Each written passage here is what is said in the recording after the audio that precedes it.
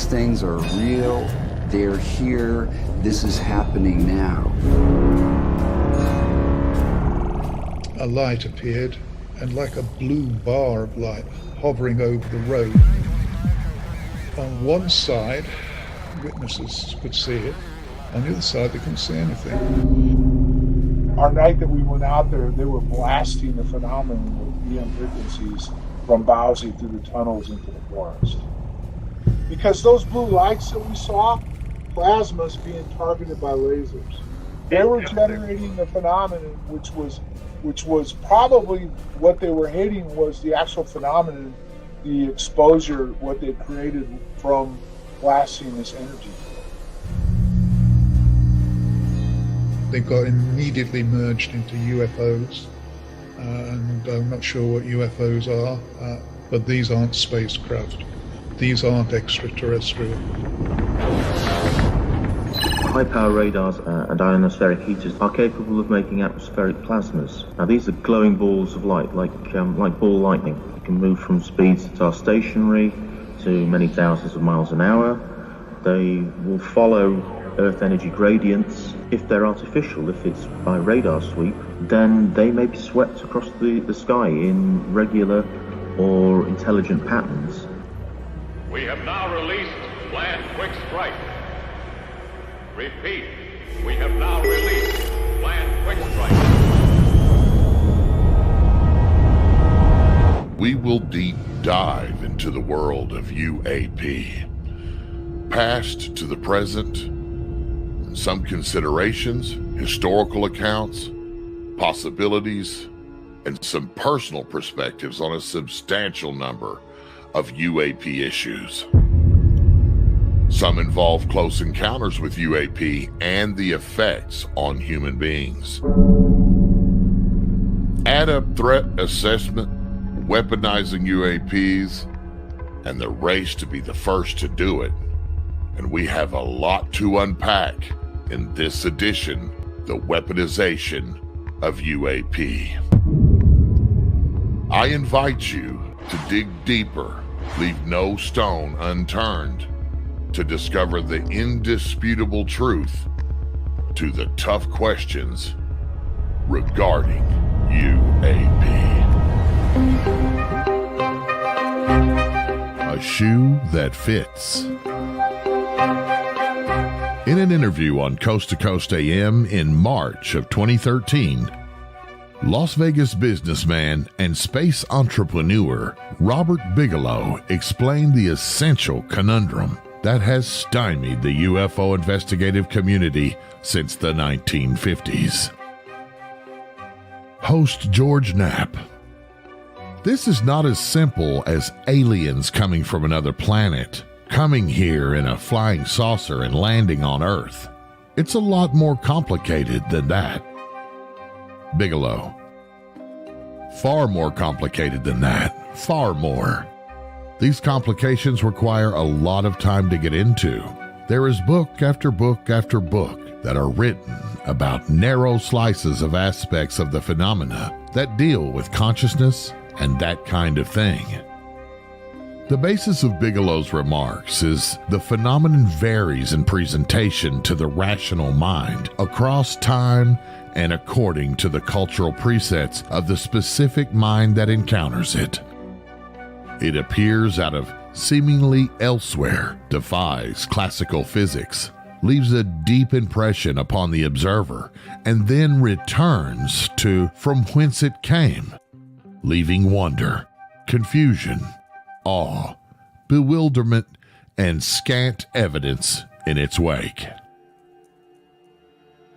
Forensic neuroimaging expert Christopher Green says he dealt with hundreds of patients who were injured or died after interacting with UFOs.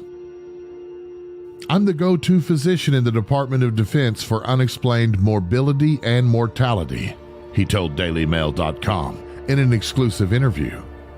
I do look at injuries and mortality from unidentified UAPs, he added. Green, a professor at the Wayne State School of Medicine in Detroit, was in 2010 commissioned to write a paper about a secret $22 million defense program. He described symptoms of multiple sclerosis, brain damage, and burns among patients from close encounters of the third and fourth kind events.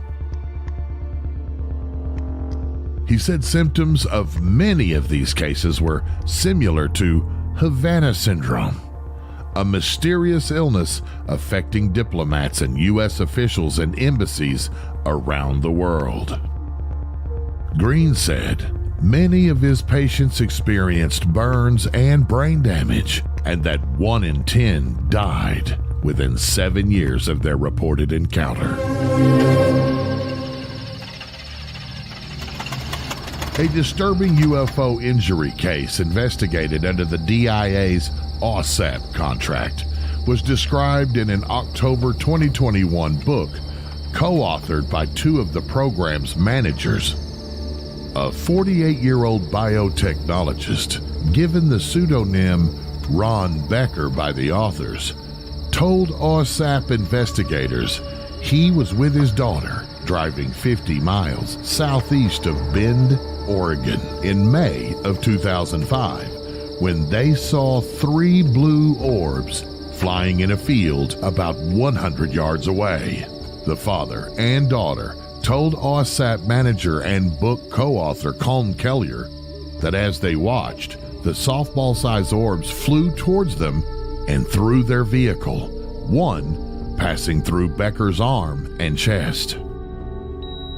In the days after, Becker felt dizzy and nauseous, began losing hair, and started losing his sight and hearing. Blood tests over the next 2 years showed severe abnormalities, and he was diagnosed with a rare cancer in his chest. An unclassified version of Dr. Green's paper titled Clinical, Medical, Acute, and Subacute Field Effects on Human Dermal and Neurological Tissues was released last year under the Freedom of Information Act and described symptoms of multiple sclerosis, brain damage, and burns sustained by patients from CE3, CE4 close encounter events. An apparent reference to interactions with and even abductions by UFOs. The news comes after Congress approved funding in December for an official government UFO monitoring program, which will include an assessment of any health-related effects for individuals that may have encountered unidentified aerial phenomena. And earlier this week, a newly released report from a shadowy Pentagon program that closed in 2012 similarly revealed that the U.S. intelligence officials have evidence that UFO sightings have led to adverse health effects like radiation burns, paralysis, and even brain damage. Dr. Green said he became the go-to expert for military patients who had out-of-this-world experiences backed up by witnesses and radar data, including cases of big silent drones which hovered and moved in odd ways, showed emanations of funny lights, patterns, and strobes, and even cloaked or changed shape and instantaneously appeared and disappeared. Anomalous acute and subacute field effects on human biological tissues, Dr. Green. To give but one hypothesis with regard to exotic mechanisms, there is the possibility that those are effects predicted by general relativity theory that would correlate with some of the reported data in which the black body heat spectrum of an object would be blue shifted under conditions of space-time manipulation for lift and propulsion. Were a human exposed to blue shifting at relatively close range, symptoms associated with broadband radiation, microwave, visible UV, and soft X-rays could be expected. Medical data supports this option. That is, mixed, non-ionizing electromagnetic radiation causes microwave tissue heating and also disruption of clones of white blood cells to cause cessation of cell division. Many of the descriptions of injuries and biological effects from radio waves and microwaves appeared as far back as 1976 in a report from the Defense Intelligence Agency titled "The Biological Effects of Electromagnetic Radiation, Eurasian Communist Countries." In part, it also states that if the more advanced nations of the West are strict in the enforcement of stringent exposure standards, there could be favorable effects on industrial output and military functions. Could any of this information relate to the 1977 Brazilian island of Colares incident, from which witnesses described light beams coming down from the sky, along with different balls of light?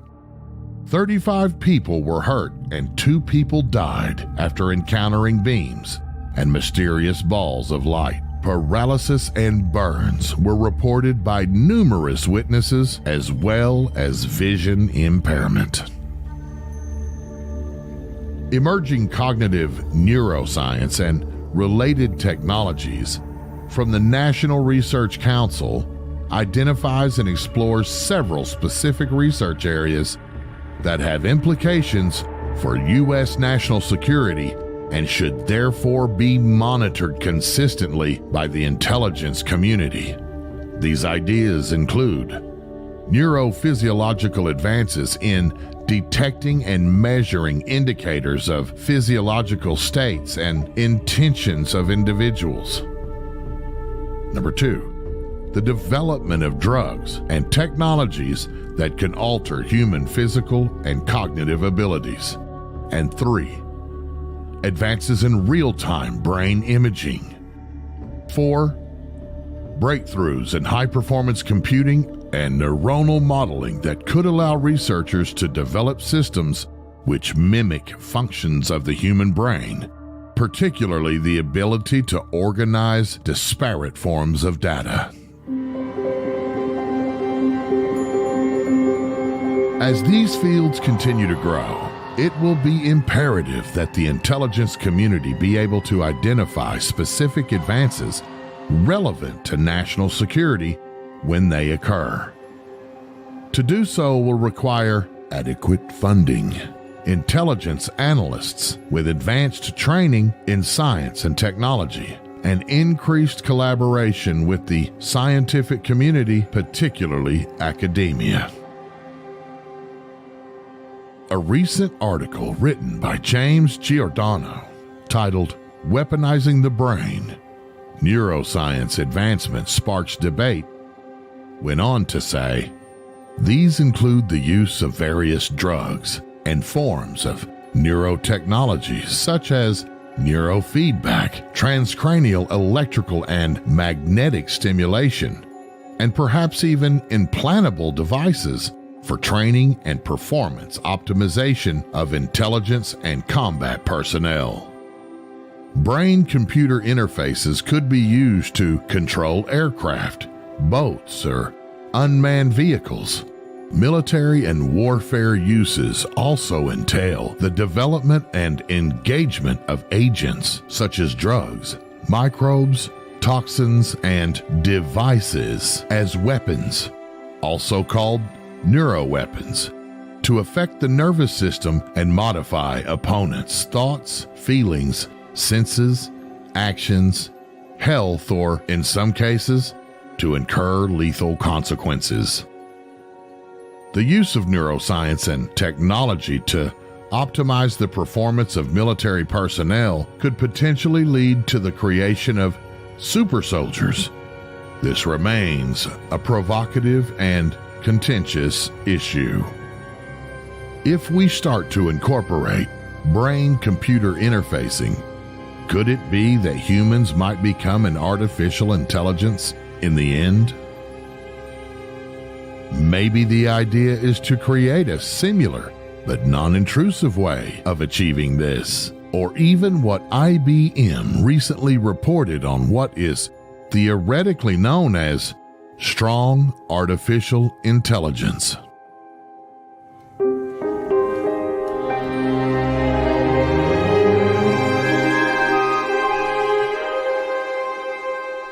Strong artificial intelligence, also known as artificial general intelligence or AGI, or general AI, is a theoretical form of AI used to describe a certain mindset of AI development.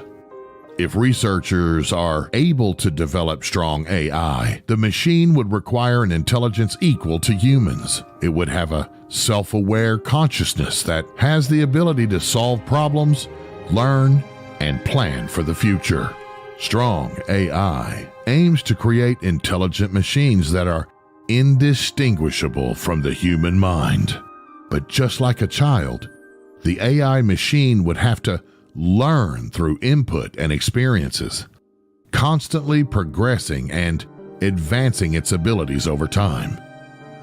Military applications of neuroscience are unlikely from additional basic research alone, according to Dr. Christopher Green.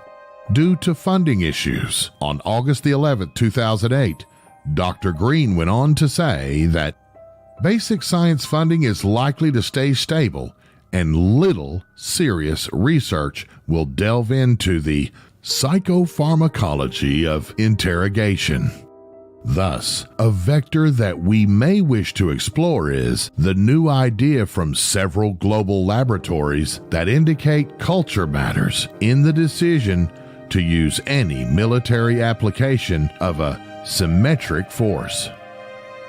Battlefield commanders of all nations hold sacrosanct the right to determine the applications that may cause harm to those outside the bandwidth of a lethal dose 99+ weapon, and generally don't intend to develop for use materials that could cause collateral harm to civilians and non-combatants.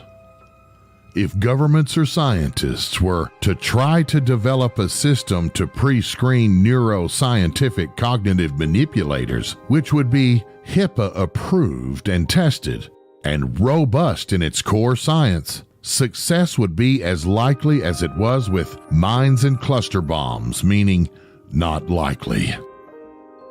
And if we did have such success, our enemies of the future would not care. One might ask, what has this to do with UAP? One key factor is how electromagnetic spectrum and its effect on both the human mind and body, as well as human brainwaves, that militarily could be weaponized.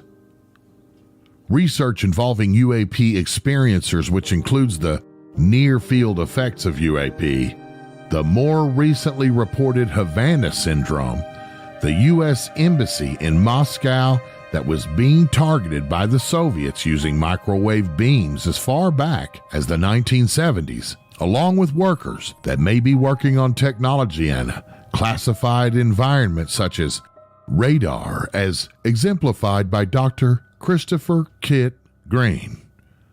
The effects are also key when utilizing new powerful weapons. The following excerpt is reported from the National Defense University Press. On October 8, 2021, the Helping America Victims Afflicted by Neurological Attacks Act was signed into law by President Joe Biden. Public Law 117-46 authorizes payment to personnel of the Central Intelligence Agency who incur qualifying injuries to the brain, and payment to personnel of the Department of State who incur similar injuries. As of August 2022, initial payments of up to $187,000 have been authorized for those State Department employees affected by AHI Havana syndrome. Although this law admirably addresses potential compensation to the U.S. government personnel affected by Havana syndrome, a definitive determination of the cause of this syndrome remains elusive 6 years after its first occurrence. As noted, cases have continued during recent years. Hostile governments have previously subjected American embassy buildings to microwave radiation, demonstrating a willingness to subject U.S. personnel to surreptitious energy sources that may cause deleterious health effects.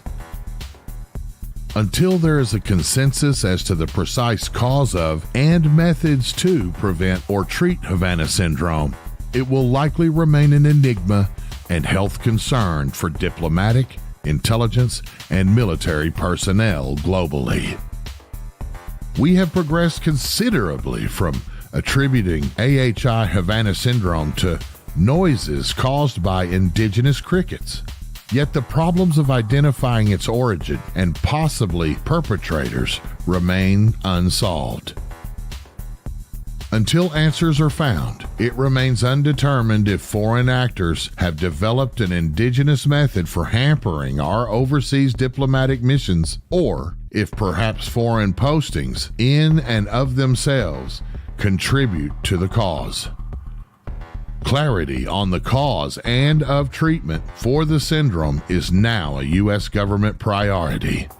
As Secretary of State Anthony Blinken has stated, we will get to the bottom of this, and meanwhile, we will do everything we can to care for our people.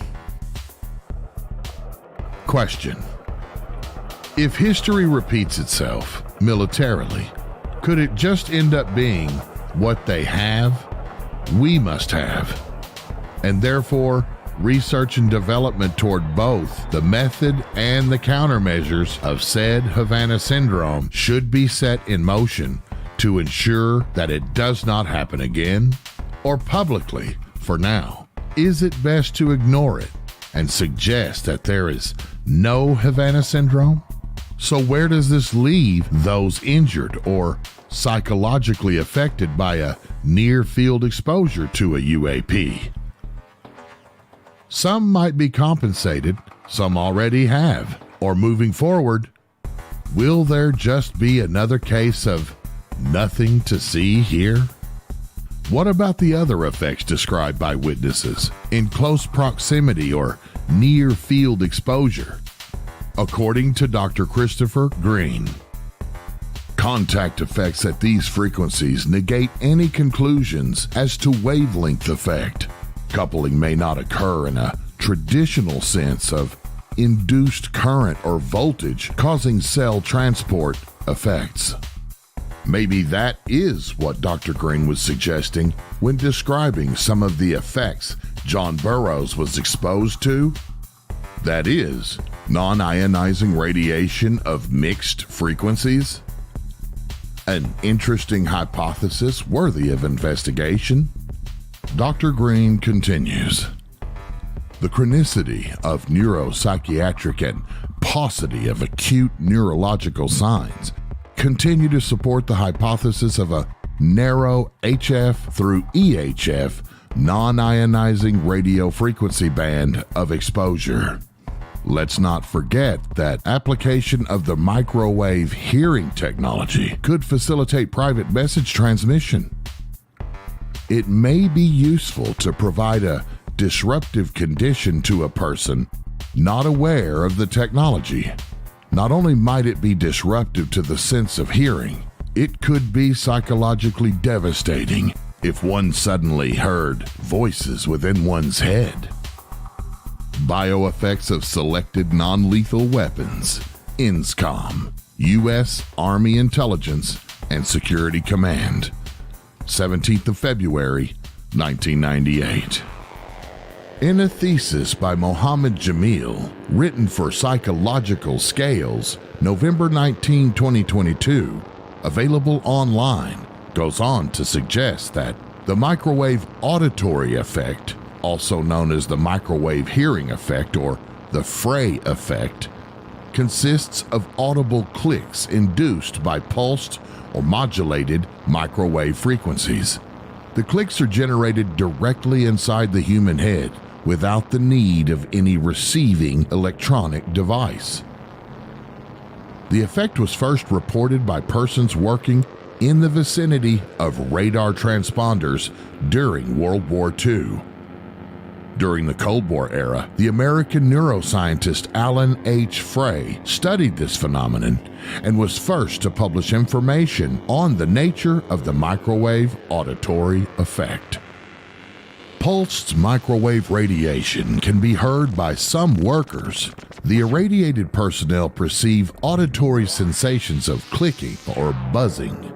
The cause is thought to be thermoelastic expansion of portions of the auditory apparatus. Competing theories explain the results of interferometric holography tests differently.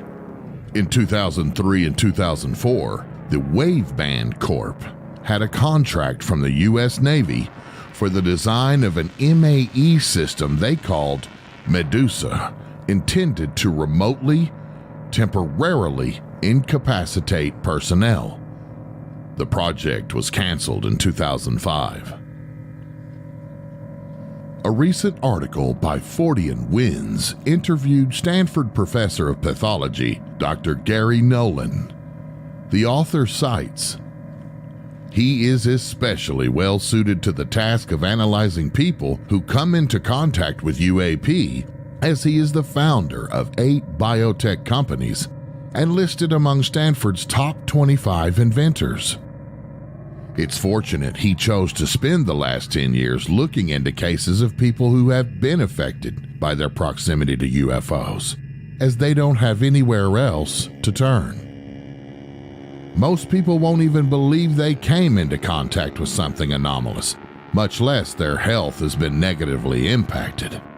Yet, Dr. Nolan describes some of their injuries to Vice as if they had stood close to an electrical transformer. Quote, so close it fried your insides while leaving your outsides looking relatively unharmed, close quote. Dr. Nolan states a quarter of the patients died from their injuries. The patients who died had symptoms similar to those of people affected by Havana syndrome. Yet, Havana syndrome is assumed to be caused by a malicious state actor with an energy weapon, not flying saucers. Thus, we find a disconnect. Why would some cases of UFO UAP look like Havana syndrome and others not? 3 possibilities. A malicious state actor is using technology similar to energy emitted by UAP in order to harm individuals. All of these individuals are being affected by UAP. Unknown origins and pilots. A state actor using a maser, a microwave-emitting laser, or similar device on some individuals, and others are being affected by UAP. Of these 3 possibilities, the second is, perhaps, most concerning, as the motive and culprit would remain completely mysterious, although the third possibility seems most likely based on the evidence. Dr. Nolan appeared on the Theory of Everything podcast and clarified his statement. He estimated 15% of the cases he and others encountered appeared to have a unique effect, like related to UAP. The other 85% of cases could have been caused by malicious individuals.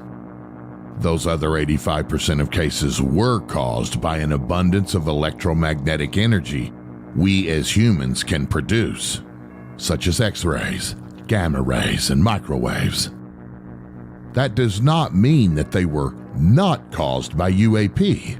It means we cannot rule out human intervention prima facie, given the proximity of victims such as Thomas Winterton to the phenomenon. It seems likely to us his injury was caused by the phenomenon. That's not a stretch. It just happened to be waves we can produce which caused it. So to be clear, from the Fortean Winds point of view, all of the Havana syndrome cases in which the target is not a potential victim of a state actor should be considered potential victims of UAP phenomenon proximity. Dr. Christopher Green has been a go-to guy for the U.S. government and UAP brain damage for a long time, he told the Daily Mail. He believed some of the injuries he had seen arose from patients being too close to subtle, highly powered, highly modulated microwaves, and suggested in his study that soldiers could have been accidentally hit with powerful radio or electromagnetic frequencies from the propulsion system of these strange hovering and rapidly moving aircraft. Dr. Green was the author of the paper Clinical, Medical, Acute, and Subacute Field Effects on Human Dermal and Neurological Tissues, which was authorized as a part of a $22 million Pentagon program into the study of UFOs. Dr. Green said he dealt with hundreds of patients who were injured or died after contact with UAP.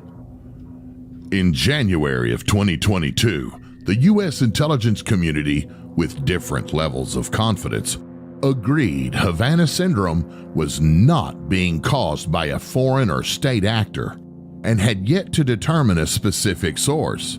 At what point do we connect the dots? As to the materials Dr. Nolan has been analyzing, he stated the following to Vice, quote, "Mostly, there's nothing unusual about them, except everywhere you look in the metal, the composition is different, which is odd. It's what we call inhomogeneous. That's a fancy way of saying incompletely mixed. The common thing about all the materials that I've looked at so far, and there are about a dozen, is that almost none of them are uniform. They're all these hodgepodge mixtures. Each individual case will be composed of similar sets of elements, but they will all be inhomogeneous," close quote. From the Fortean Wind's point of view, this looks like something is putting things together on the fly. The inhomogeneous metal might indicate something which transitions from a state of energy to a solid state of matter, and is sometimes sloppy while doing it. Other samples Dr. Nolan examined showed truly anomalous materials. Elements put together in ways human science, as we know it, cannot. Again, we see an odd mix of abilities that appear to be far beyond us, but also possibly disorganized and haphazard. This should go without saying, but flying saucers and paranormal phenomenon should be avoided until we know more about them. It's an energy we don't yet understand. You wouldn't poke your finger into an electrical transformer, right? Same amount of energy in those weird little flying objects. Hello and welcome to another edition of the post-show panel for Phenomenon Radio, the weaponization of UAP. I'm Ray Hobbs. Want to thank all of you for joining us. Thank you for being here. Thank you for supporting the show. And, we took a deep dive again into a lot of the mental aspects and physical aspects of the weaponization of UAP, which is really the primary focus of this edition and this series of Phenomenon Radio. Really quickly, before I get rolling down the track too far, I want everybody to give us a like, give us a subscribe, follow us, support the show wherever you can. Facebook, Twitter, and of course on YouTube. We appreciate everybody taking the time to do that, and we hope to earn your appreciation and your like and your subscription and your follow. I want to go ahead and bring in our panel. This edition of the program is about the physical and mental aspects of effects in close proximity to UAPs and the weaponization thereof. So we really have to center all of this around our colleague and friend John Burroughs. Welcome to the show, John. Welcome. He has been, the sort of the primary witness to the Rendlesham Bentwaters event in 1980, and he himself was exposed to a UAP in very, very close proximity. And he is sort of our chief of this team, you know, in everything that we're doing here. James Warrow, welcome to the program, brother. Good evening, gentlemen. Our Good title evening, researcher.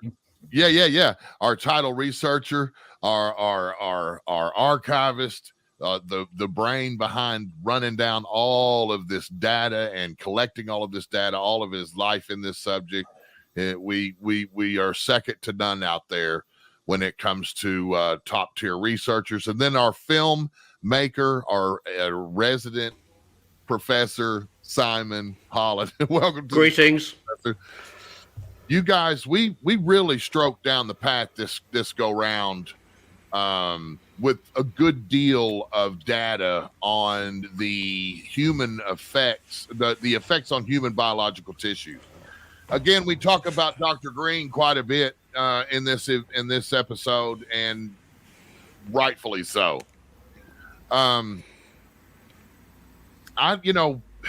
Show 5 drives right through the heart of the UAP phenomenon. It really doesn't give,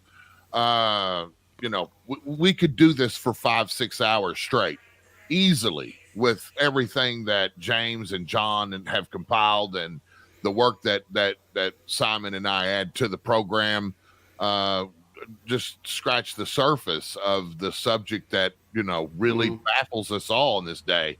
These objects appear out of nowhere, and they maneuver in ways that defy our known laws of physics, and they affect the witnesses and the observers in many different ways. And I think confusion is the best descriptive word that describes most encounters. So, John, I'm going to go to you first, because you are one of those observers. You are one of those witnesses. You are one of those, you could even call it a victim in some cases, because for you, I want to know what your medical interests were that followed your encounter at Bentwaters in 1980, and what are the notable physical effects to your body after the event up to this point?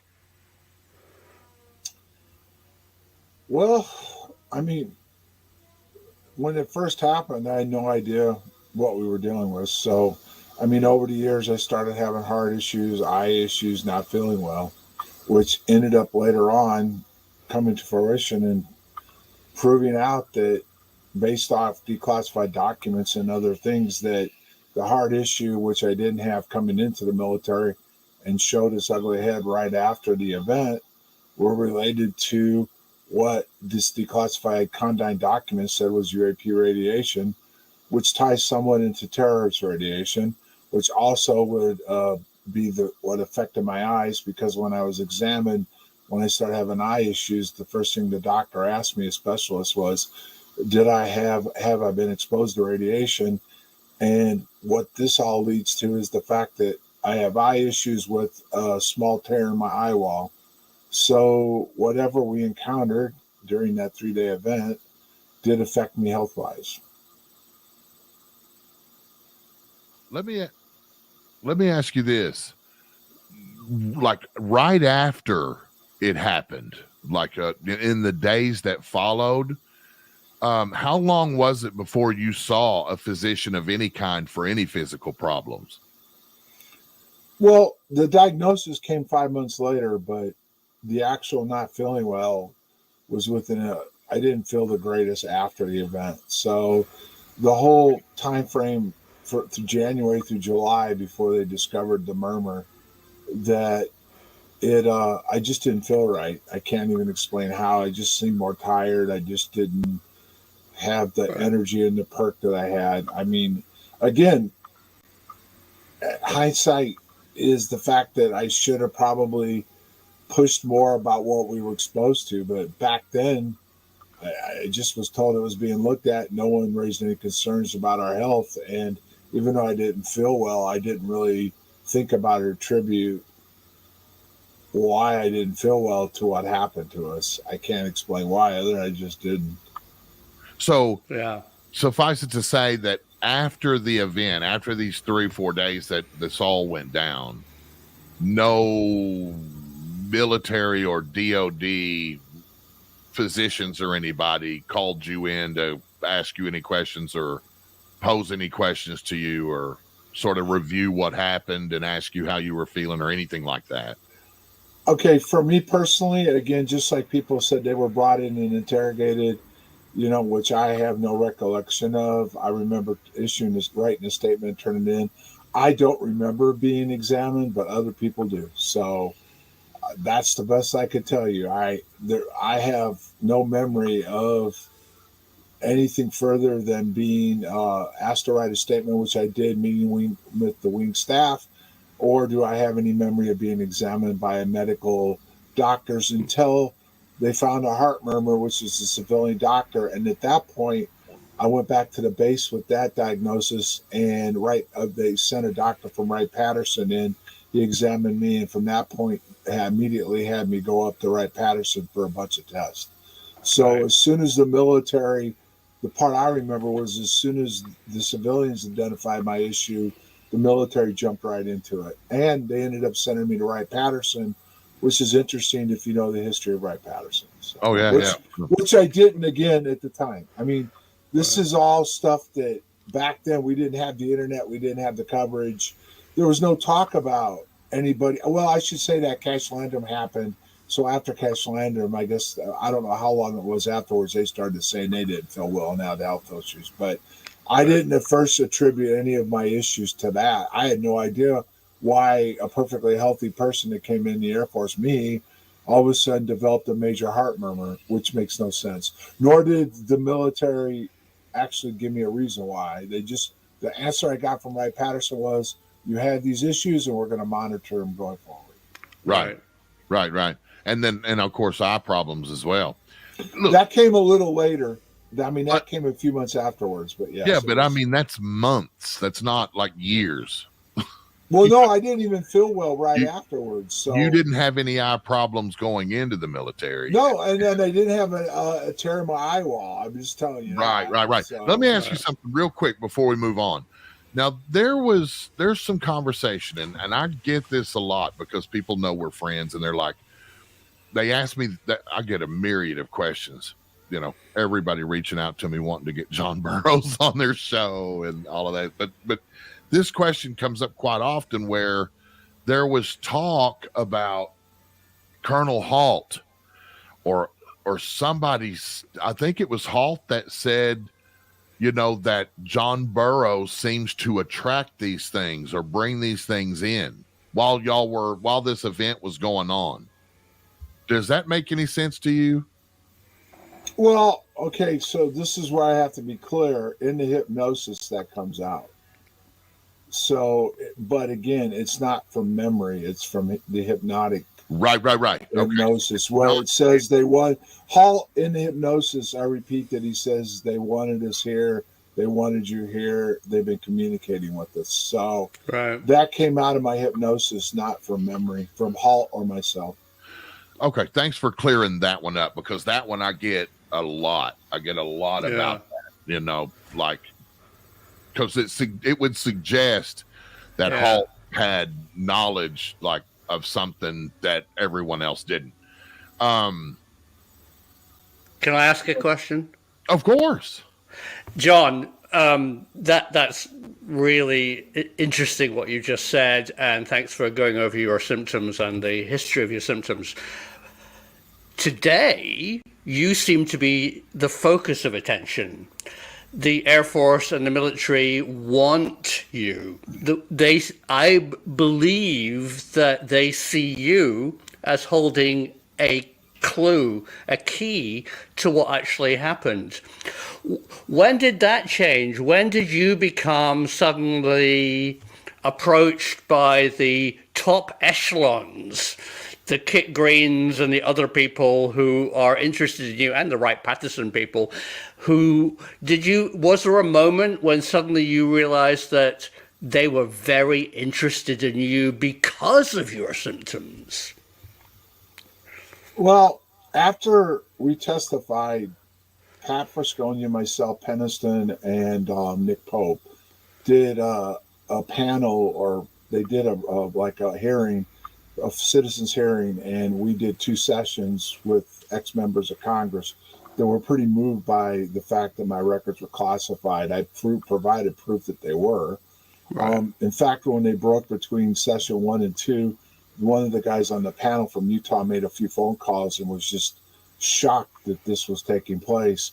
And they actually put in a letter, they all signed it, to send it to the VA and to President Obama, which, by the way, I did get some files released, and the letter from President Obama, to President Obama, ended back up in my VA file. So that started some interest there. Kit Green came forward shortly afterwards, met with Pat, and said there was a government or a funded study that was going on looking into Right. DNA and to the effects on the mind itself. So that started this long, decade-long thing of DNA, the mind stuff, as far as an MRI. Also, interest in Congress that they actually reached out to me to talk to them about it. There will be an article, I think, Sunday in the Roswell Daily Record that's going to come out, and it's going to go over all this, including documentation to show and talk about that Congress did reach out to me, and there has been interest in the overall what happened at Rendlesham and myself directly.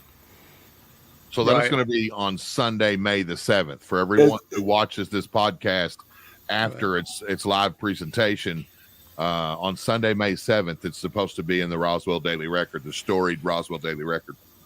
Thanks, Professor Simon. That was a fantastic question, as always. We went at it in this edition, and once again, we talked extensively about Dr. Kit Green, and who is clearly DOD's go-to physician specialist for morbidity and mortality, right? And he conducted extensive studies on the effects to the human body from different forms of radiation, including non-ionizing electromagnetic radiation. James, you have uncovered and collected a large amount of scientific data, a vast amount up to this point on acute and subacute field effects on human biological tissues even. And I want to know what your thoughts are on the effects of radiation to the human body since your research began into this subject of UAP so long ago. Well, bringing it up to the present day, what needs to be addressed is neurotransmitters within the brain itself. Neurotransmitters are basically they're chemical messengers that our body needs, and it cannot do without. It cannot function without. Their job's literally to carry messages, chemical signals, messages from one neuron to the next target cell, which are nerve cells. The nerve cells can be a muscle cell or a gland. The fact that John's heart was affected interested me in the fact that the heart itself is a muscular organ made up mostly of cardiac muscle. And also to note that as messengers of synaptic transmission, neurotransmitters also play a critical role in cognitive as well as emotional behaviour. Now, non-ionizing electromagnetic waves, obviously they include many things: ultraviolet visible region, infrared microwave, all the stuff that we use in sort of daily life, especially radio frequency electromagnetic fields for communications, and also extremely low frequency extremely low frequency waves, and they can be generated via electricity. Now, a lot of these fields, basically, they're sort of referred to as microwave radiation. So, and then that's where looking into the microwave radiation effects, started a little bit of an eye opener for myself. The effects of this electromagnetic radiation field that comes from UAP seems to depend on the frequency and the intensity and the power of the radiation that stems from these UAP. So far as I can tell, it seems that the possible cause of some of these injuries are due to high levels of microwave radiation field that are affecting the neurotransmitters within the self, and they can also at the same time cause heating of body tissues, resulting in skin burns and things like that. So basically, the closer you get to this UAP, it seems that the more potential damage to the actual individual exposure levels. But what I found interesting was that John seemed to have been apparently exposed to these types of fields on 2 nights, not just one, but 2 nights. And there was on the 3rd night, we know about Adrian Postenza. He himself was injured. He was far away from the UAP compared to John's proximity. His injuries seemed to be burns and things on the hands and stuff like that. And I couldn't, and I cannot grasp how John Burroughs himself could get that close to something of that field intensity and still be talking to this day, and again, Dr. Green brings up he's a chat that he had with Annie Jacobson, and his original hypothesis was that people like John and others have been exposed to technology from black programs.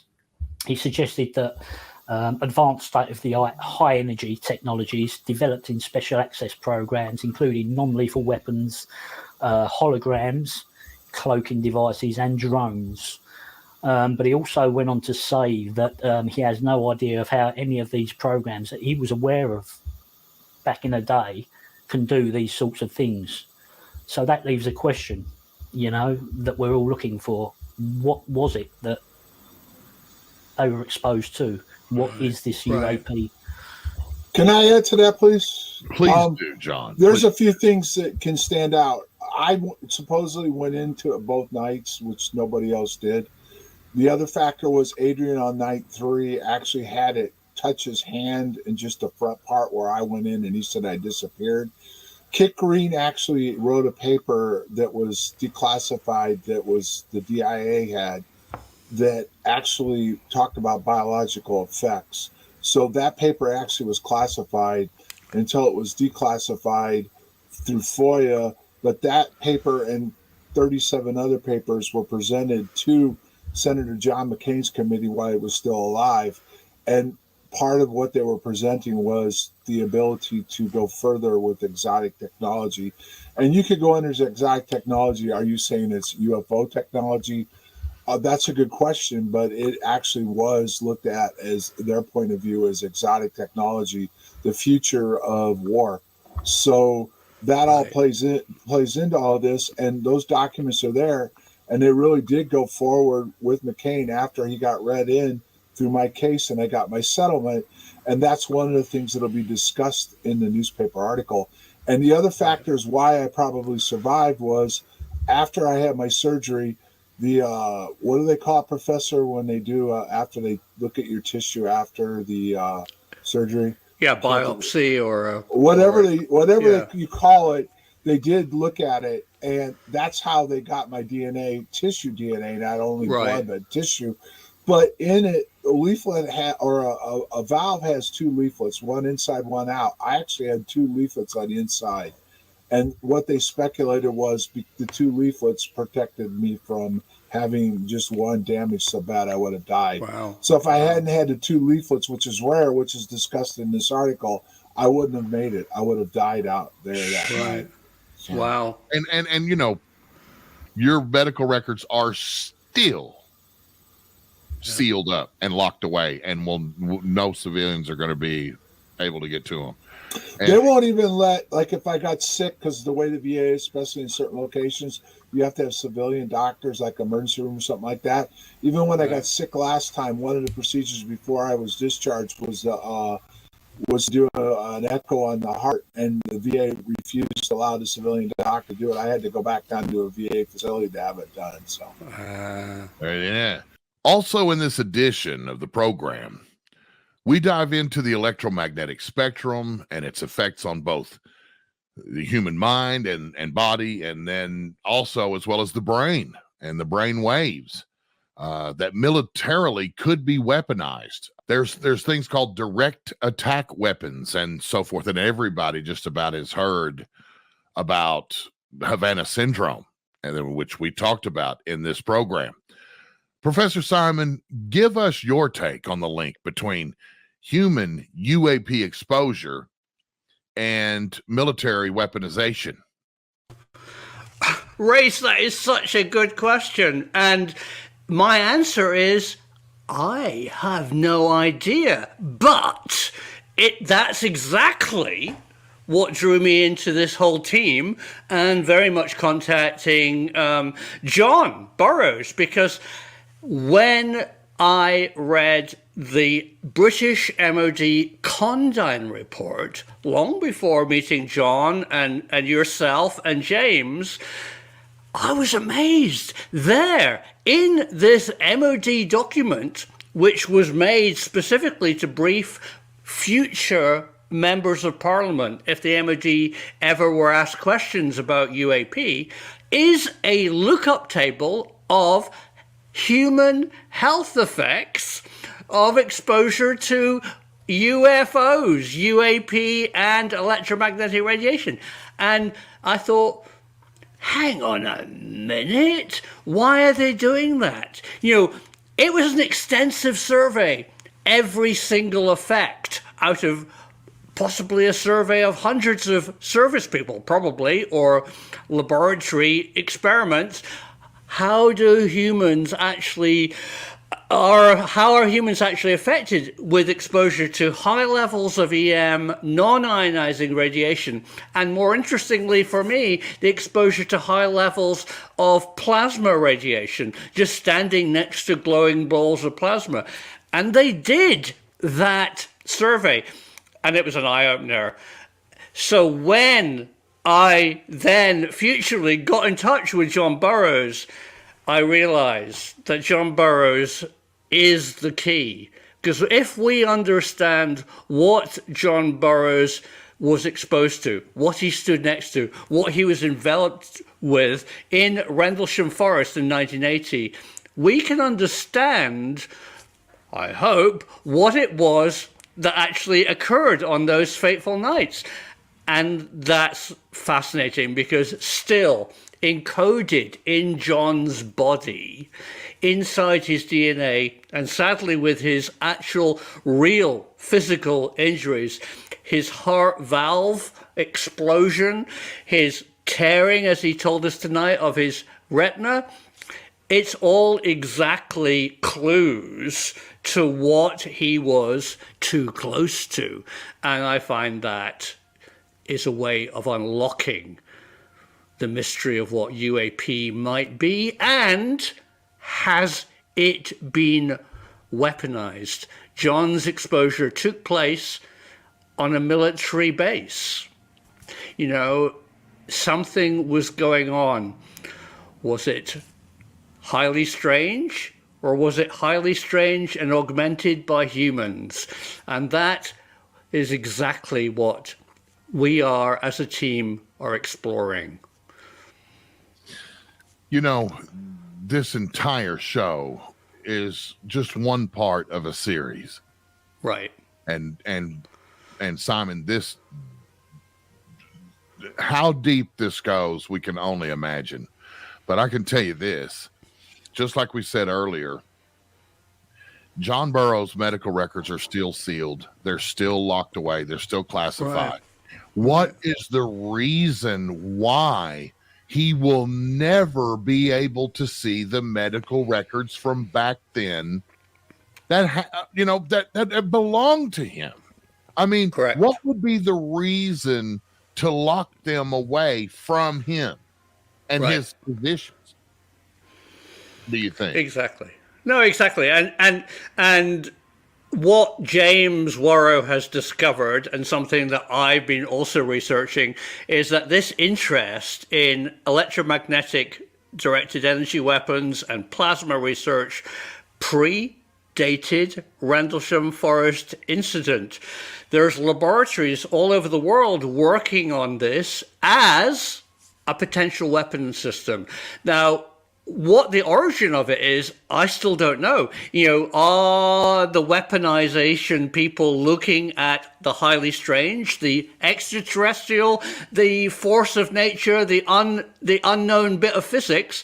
But I absolutely know, and it was revealed in the Condon report, is that research has been done on the exposure to humans and how it could be a weapon. Well, that's a fact. And, you know, the medical records could very well be locked away because of just that. You know, this is information leading up to, or the test of, or, you know, just luckily a capture of this kind of technology. And we don't want it getting out. So, Professor Simon, another great episode. Thank you so much. Thanks, Race. You absolutely. We'll see you again next week for sure. Ladies and gentlemen, I want to thank James Warrow. I want to thank John Burroughs. I want to thank Professor Simon Holland. What a group of guys to work with. Top notch in everything they're doing. And I'm just a small cog in the wheel. I do the voice for this stuff. I host the program, and good friends with these guys, and I'm lucky to be here. The search for the weaponization of UAPs and the military aspects and the realities, the cold, hard facts of this phenomenon come forth in every episode that we bring. And I want to thank you all. Now, listen, I also want to thank Margie K at the UNX Network. Everybody knows just about that. I'm the program director at the KUNX-DB radio station, broadcasting every week, on unxnetwork.com and on paranormal.radio, TalkStream Live, TuneIn, all the major streaming platforms, and then a lot of our shows that are hosted over on Spreaker, Spotify, iHeart, Apple Podcasts, Google Podcasts. They're just about every major podcasting pocket out there on the World Wide Web. You can find it there. And then you can also find us at youtube.com at Phenomenon Radio, which I'm sure you're watching from there. We also are outbound on the UNX Network, KUNX-DB YouTube channel, as well as everything to do with all these mysteries and more over at youtube.com at Professor Simon. So be sure to check those out. Give us a like and a subscribe. And I want to show you, I just got this in the mail. This is my quarterly edition of the UNX magazine. And you can find stuff about Phenomenon Radio and much, much more inside here. It's filled to the brim. I don't know if I can hold this up, but it's filled to the brim with articles and information that has everything to do with all the stuff that we cover right here on Phenomenon Radio and much, much more. Also, we've got the UNXCon coming up in 2023. Go to unxnetwork.com/magazine, and you can subscribe and get your own print copy, or you can get a free copy. That's right, a free e-copy every quarter for free. Just subscribe. Become an UNX subscriber right there on unxnetwork.com. You can fill out the little form. You put in your email, your name, and that sort of thing real quick. Nothing extensive. We don't need your social security number or your date of birth and all that. It's just a simple form. You fill that out. You become a free subscriber to the UNX network, and that will get you access to blog posts, and you get a newsletter once a month, and you also get an e-copy of the UNX magazine every quarter, put right in your inbox for free. But I like I said, I prefer the print version because they go really well on your coffee table. They're great conversation starters. And, for those of us with an interest in all of this, it really can spark great debate and conversation in your living rooms. So unxnetwork.com for that and much, much more. Thank you, Margie K, for hosting us on your network. It's a privilege to be here, and thank all of you for watching. Also, be sure to check out the YouTube channel for Phenomenon Radio classics that are uploaded regularly there, and from 2015 to 2019 seasons with Linda Moulton Howe, John Burroughs, and produced and engineered by myself. So thank you all again, and we'll see you in 2 weeks with a brand new episode 6 in the Phenomenon Radio Weaponization of UAP series. I'm Race Hobbs. Have a great night and a great weekend, everybody.